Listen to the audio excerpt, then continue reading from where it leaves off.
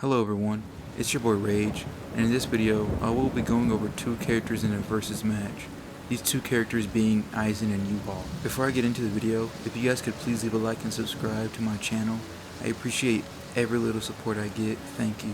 A quick disclaimer, the anime might reveal new statements or new feats for these characters or other characters I used to scale them, but so far nothing is shown in the anime that should change the result of this video, and there will be spoilers.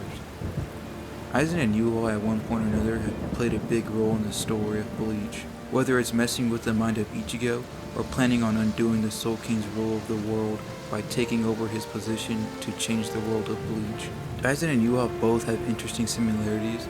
They both lead a faction of a race during their run as the antagonist, Yhwach being the leader of the Quincy's, Aizen being the leader of the Arrancars, also both wanting to recreate a world that fits their own ideology. I doubt I'll have to go in depth about these two, so I'll get straight to their feats.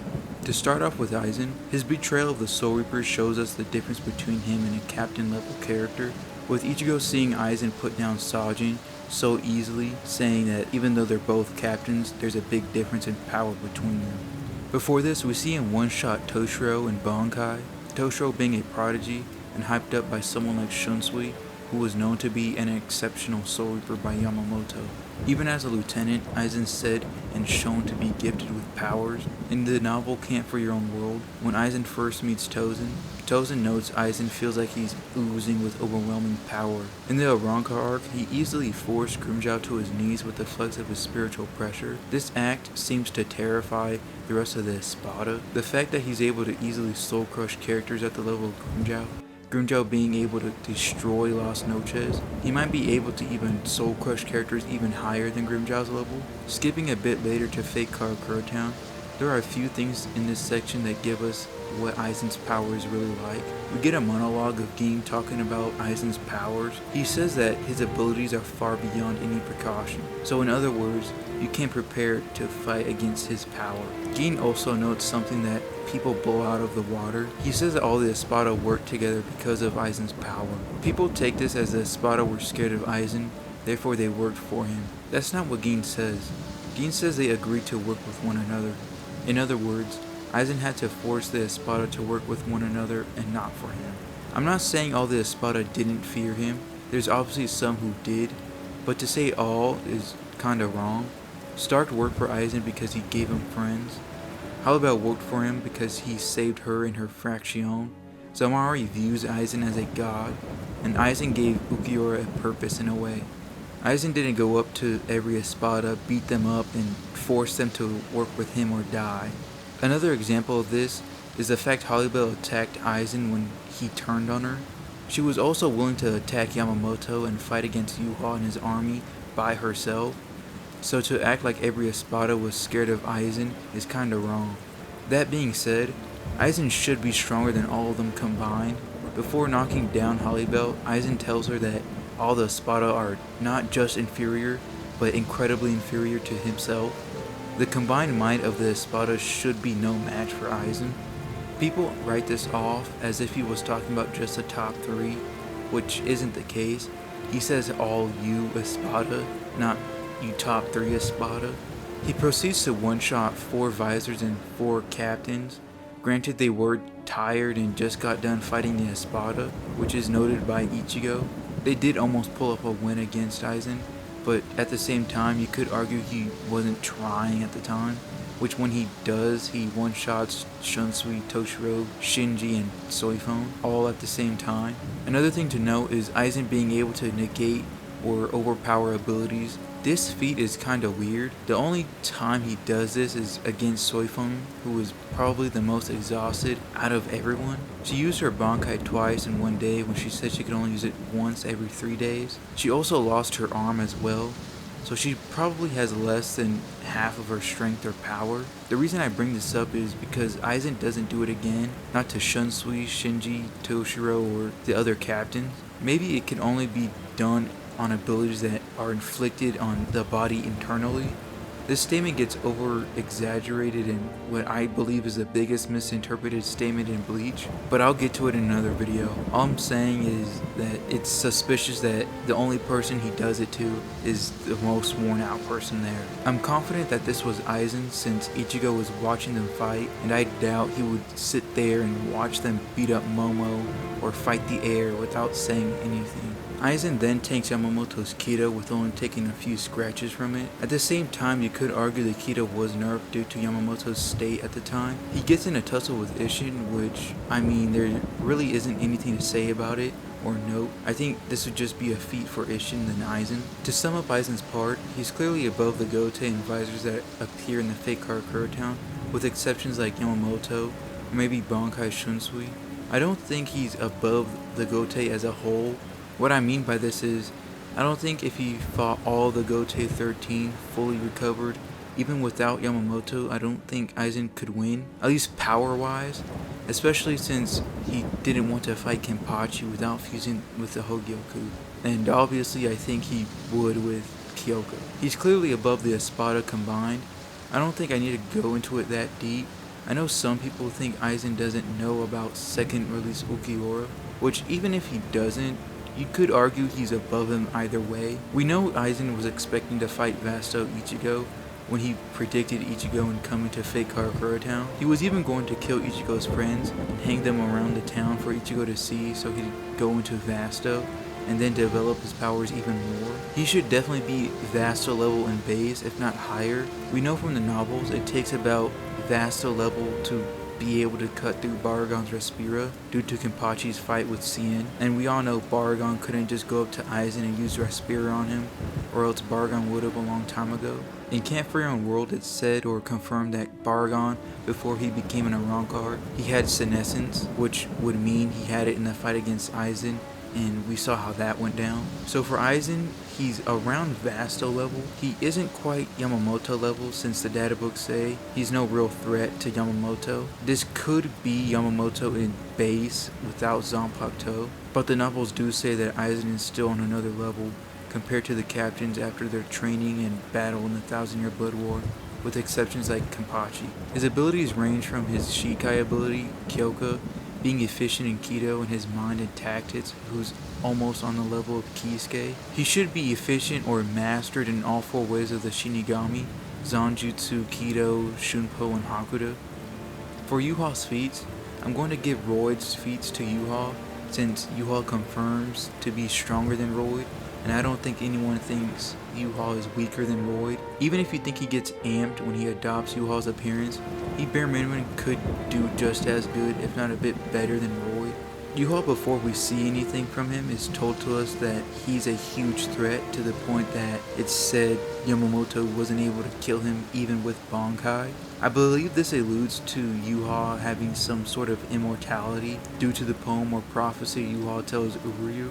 So maybe it's not that Yamamoto wasn't able to kill him, but Yhwach just can't die, permanently at least. We get a hint at Yhwach's capabilities when we see him overtake Hueco Mundo and defeat Holybell, who was the ruler of Hueco Mundo. Holybell in Camp for Your Own World was able to fight and harm characters on the level of base Hikone and a smaller amped version of Ikomiki Domoe. We also hear from Quilky that Holybell stood no chance against Yhwach in their fight. We later get another tease of his power when he easily defeats Kenpachi with no difficulty and calling him disappointing. At this point, Kenpachi is probably the 3rd strongest captain if we strictly keep every captain in Shikai or base, as he is the only one who defeated not 1, not 2, but 3 Quincy's at the same time, whereas characters like Shunsui and Byakuya say they need Bankai against them. Even before the arc and the time skip of the Fullbring arc, he was already fighting characters on the level of Vasto Ichigo and Azashiro, who was noted to be the strongest Shinigami at the time, and defeated the previous Kenpachi, who was so strong he was asked to join the Zero Squad just based on his power alone. Yhwach then fights Yamamoto while in Shikai. They seem to be on the same level. None of them really seem to outdo one another when it comes to power. Yamamoto then proceeds to go Bankai, which is crazy on its own. My Yamamoto video should be out by the time you guys see this video, so go check that out. Yhwach was even comfortable and thought he could beat Yamamoto if all he had was ease. but as we all know, that wasn't the case. What's crazy about this fight is Yamamoto doesn't land a single blow until he uses North, which is towards the end of the fight. He does land a hit in Shikai, but that only cuts Yhwach's arm, and Yhwach himself doesn't really react or have a crazy reaction to it anyways. After the real Yhwach shows up and takes Yamamoto's Bankai, Yhwach easily is able to cut Yamamoto in half using this weird Quincy blade he summoned. Yhwach fights Ichigo, who scares everyone when he shows up in the Soul Society. I made a video talking about this Ichigo. I suggest you go watch it. I essentially put this Ichigo on the level of Vasto, if not stronger. I've heard that he's Dongai level, or I've heard people put him on Dongai level. I have my own disagreements about it, but if you think he is, then that just makes Yhwach look even better. He is able to swap hands with Ichibei, who Yhwach says is the pinnacle or the leader of the Shinigami. I've heard people say that Yhwach's stats don't get buffed when he uses Almighty, which I guess is fine. Yhwach was able to split Ichibei apart with just a wave of his hand. I'm not sure how you go from clashing with a guy to making him explode with just a wave of your hand with no stat boost. I'd also say that Ichibei and base Yhwach's stats are relative, since they casually clash with each other, and Ichibei doesn't get the upper hand physically till he cuts Yhwach's power in half. I didn't know this before making this video, but Yhwach was actually able to wound Ichibei before using the Almighty. To sum up Yhwach's feats, he's able to take on people like Yamamoto and Shikai and keep up with him in Bankai. He's able to no-diff characters like Kenpachi, who should be around Vasto level and is the powerhouse of the Gote 13 besides Yamamoto. He's able to kill characters on the level of Mika and Aizen, given enough time. He's able to survive against Ichibei and combat him in battle, with having relative stats to him. His abilities range from Quincy arrows to Quincy spells, such as giving him the ultimate defense and offense of an area around him that basically one-shots anything that steps in it. He has spells where he's able to summon a sword and Quincy bows that fire on their own. He has access to a spell that depower characters and possibly use it against them, since Kubo says the Bankai Medallion are based off this technique. He has the ability to use blue outside of his body to make a shield or a force field around him. Using this technique, if he is touched or you make contact with him, he can control your body. He also has the ability to negate Ichibei's concept cutting abilities, such as when Ichibei cuts Yhwach's name in half, splitting his power and name.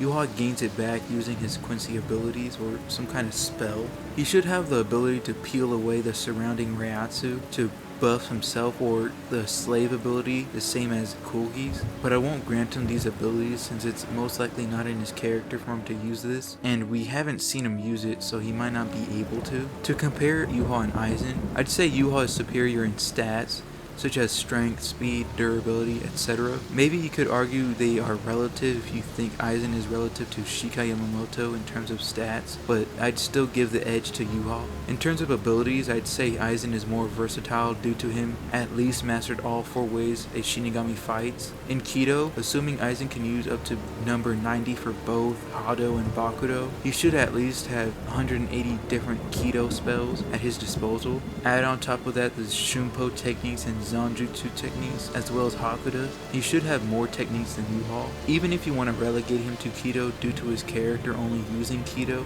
I'd still give it to Aizen, especially since he has Kyoka. The power of the abilities I'd give to Yhwach, only due to Aizen only being seen to use up to Hado 90, and only being able to summon a third of its power. Aizen himself said it's difficult for him to control. If we give Aizen the benefit of the doubt of being able to use Kido up to number 99, I don't think it would have much impact. For feats I'd give to Yhwach as well. He's consistently battling characters above base Aizen in power, such as Bankai Yamamoto, Ichibei. If you think Almighty Yhwach and base Yhwach have equal stats, then I'd include True Shikai Ichigo in there as well. If you think Fullbring Ichigo is Dongai level, then I'd put him in there as well. Yhwach didn't even seem to have a problem with Shikai Yamamoto, and even thought he could beat Bankai Yamamoto if all he had was East. He kinda makes Ichibei go Shikai after he realizes his name cutting powers don't work. For IQ, it's obviously going to Aizen, but I don't think Yhwach is dumb either. Yhwach did have a better plan, but he also had more time to come up with the plan. I don't really know who has a better fight IQ, since we don't really see Aizen have to come up with anything to get him out of a tight spot. Granted, he's never really put in one. When he is, he just falls back on his power or Kyoka. The only person who really put him in a tight spot is the captains and visors, but Aizen uses Kyoka to get out of it, and Kisuke. But by the time he does put Aizen in a tight spot, Aizen is immortal and doesn't have to care about being attacked by anything or countering anybody's attacks. I'll probably give this to both Yhwach and Aizen, since I think it's a bit disingenuous to give this to Yhwach for only showing more feats than Aizen when he should be capable as well. It's heavily implied he's a master genius. To get to the battle between these two characters, I will lay some ground rules. These characters will be acting in character in this battle, so no Bankai Aizen or Yhwach using potential shrift he might have that he didn't give out to Quincy's yet. This battle will be taking place in an open area such as Fate Karakura Town or the Soul Society in the first invasion. Both of them are also isolated, battling in a 1v1. They also must fight. There is no running away to create a master plan and coming back. If these guys fought 10 times, I'd give it to Yhwach 7 out of 10. There isn't much Aizen can do against Yhwach. There seems to be some misconception of the fight between Aizen and Yhwach. Calling it a fight is very generous, since all Aizen does is stab Yamamoto and let Wonderwise do all the heavy lifting. Now, I hear people say that Yamamoto was willing to commit suicide and take the captains out with him to stop Aizen. What I have to say to this is no shit. That's his job, as well as the captain's. His job is to put his life on the line for the sake of the world and the Soul Society. Aizen even speaks of a quote that all Soul Reapers are taught in school. It's even the first thing in the novel Camp for Your Own World. I'll pull it up on screen if you don't know what I'm talking about. But even if you want to lead with that argument, I'll just say Yamamoto was almost willing to sacrifice more to stop Yhwach than Aizen. Yamamoto went Bankai, which puts not only him, but everyone at risk, including the balance of the world. The one thing people might say is Kyoka GG. The thing about Kyoka is Yhwach isn't under it, so he has to get Yhwach under Kyoka before he's able to use it, which isn't likely due to Yhwach knowing the events playing out in the story. And it's not like Yhwach isn't aware of it. As soon as Yhwach figures out that his senses was warped, he knows that it was Aizen's doing. Yhwach would know not to look at Aizen's Shikai and fight with his eyes closed, which shouldn't be hard. Quincy's have a high level of spiritual perception, which inherently makes them go blind or see through spiritual awareness. Even if Yhwach was under Kyoka, it isn't an automatic win, and to think it is kind of dumb, since Aizen himself knows it's not an automatic win either, especially against Yamamoto and Kenpachi, which is why he doesn't fight them. But I will say, if he does get Yhwach under it, Aizen's chances of winning go up, but Yhwach could just pull the Yama trick and let Aizen stab him and just grab him. Yhwach casually goes up against characters like Kenpachi, who should be around Aizen in base, or at least Vasta, which Aizen was looking forward to fighting and could challenge him. He's able to swap hands with Ichibei. Granted, if he didn't have the Almighty, he would have lost, but it's not like the power difference between them was so big that Ichibei was one-shotting him. And as I brought up before, if you think Fullbring Ichigo is Dongai level, then it's definitely a stomp. There's Aizen's Kido, which there shouldn't be any Kido that could kill Yhwach. Baby could say he has some that could seal him, but we haven't seen Aizen use any of that. Black Coffin, which is probably Aizen's strongest Kido that we've seen him use, wasn't even able to stop or knock out Soul Society Art Komomura. If Yhwach does get put in a corner by Aizen, Yhwach could just depower him and cut him down. I haven't even brought up Yhwach's Blue, which is such a huge defensive buff. It kept Yhwach from turning to ash by Yamamoto's Bankai. I don't really see Aizen winning in character. The only way is if I plug a controller up his butt where I have Aizen use the Kido that stops time, have him spam a whole bunch of Bakudo seals to keep him still, and just spam attacks, which if Yhwach survives, it's over for Aizen. But I still don't see Aizen winning, even against Royd. If he doesn't really receive any amps from turning into Yhwach. You could make the case that Aizen could open a Garganta and shove Yhwach in it, or Yhwach grabs Aizen and uses his shadow traveling technique and sends Aizen somewhere else, essentially BFR each other, but I doubt that would work since they both have access to getting back into the battlefield. It really shouldn't be a surprise looking at Aizen and Yhwach. Aizen is just a strong Soul Reaper. I know some people say he's peak Shinigami, which even at the time isn't really the case. Stat wise, he's below base Yamamoto if we include the data books. If anyone is peak Shinigami, it's Kenpachi. He's literally just a normal Shinigami who's able to fight transcendent level characters. We have Yhwach, who is the son of God in Bleach. He's essentially Hitler Jesus, but what I'm saying is Yhwach is part God. He literally has divine level power. The Almighty allows him to see and change the future, whereas Aizen, to get to this God level, requires him to create a tool to help him get there. In a normal setting, Yhwach should take it more than half the time. If Aizen is able to get Kyoka on Yhwach, Aizen doesn't really have a way of killing Yhwach, especially with blue. I'm also giving this to Yhwach because he has more win conditions. He can depower him. He could use his ultimate defensive and offensive spell that literally one-shots anything that steps in it. Yhwach definitely has the power to kill Aizen as well. I didn't even bring up Yamamoto's Bankai, which Yhwach should possess. Whether it's in his character to use it is probably debatable since he threatens Yamamoto with it. But that's all for the video. If you guys think I missed or overlooked anything, let me know down below. Thank you guys for watching till the end, and thank you. Have a rainy day.